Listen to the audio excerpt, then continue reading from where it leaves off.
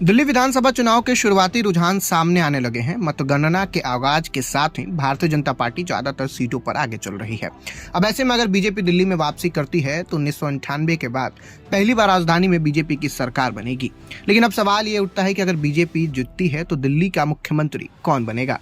तो चलिए आपको बताते हैं आगे की वीडियो में कि आखिर भाजपा का सबसे बड़ा सीएम फेस दिल्ली में कौन होने वाला है, कौन से नामों की चर्चा सबसे ज्यादा चल रही है और क्या फिर भाजपा फिर से कोई सरप्राइज देगी। लेकिन उससे पहले नमस्कार, मैं आशुतोष उपाध्याय, बोल्ड स्काई देख रहे हैं।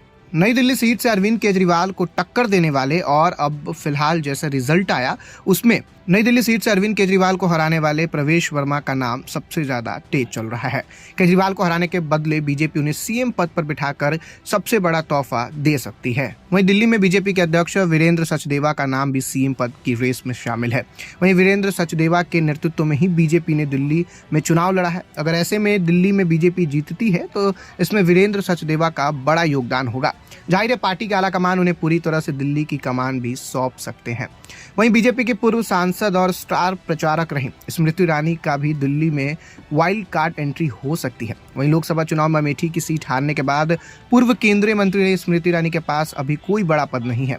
अब ऐसे में स्मृति ईरानी को दिल्ली की बागडोर मिलने की भी अनुमान जताई जा रही है। वहीं राजौरी गार्डन से बीजेपी के उम्मीदवार रहे मनजिंदर सिंह सिरसा का भी नाम सीएम पद की लिस्ट में शामिल है। दिल्ली से लेकर पंजाब तक मनजिंदर सिंह सिरसा का बोलबाला है। ऐसे में सिरसा को सीएम बनाकर बीजेपी न सिर्फ दिल्ली बल्कि पंजाब की राजनीति भी साध सकती है। वहीं दिल्ली की करोल बाग विधानसभा सीट से चुनावी मैदान में उतरे दुष्यंत गौतम भी सीएम कैंडिडेट की लिस्ट में मौजूद हैं।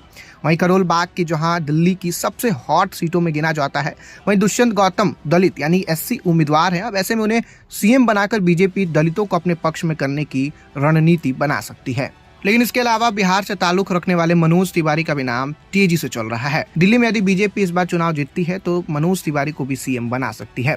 तिवारी को पूर्वांचल का सबसे बड़ा चेहरा बताया जाता है। वो दिल्ली प्रदेश की जिम्मेदारी भी संभाल चुके हैं, 2 बार से सांसद भी हैं। वहीं पूर्वांचल वोट को बंटने से बचाने में इनकी खास भूमिका रही है। लेकिन देखना यह होगा कि क्या फिर से बीजेपी कोई सरप्राइज देती है राजस्थान और मध्य प्रदेश की तरह। फिलहाल इस वीडियो में इतना ही। आपकी क्या प्रतिक्रिया है कमेंट बॉक्स में लिख के जरूर बताइएगा। धन्यवाद।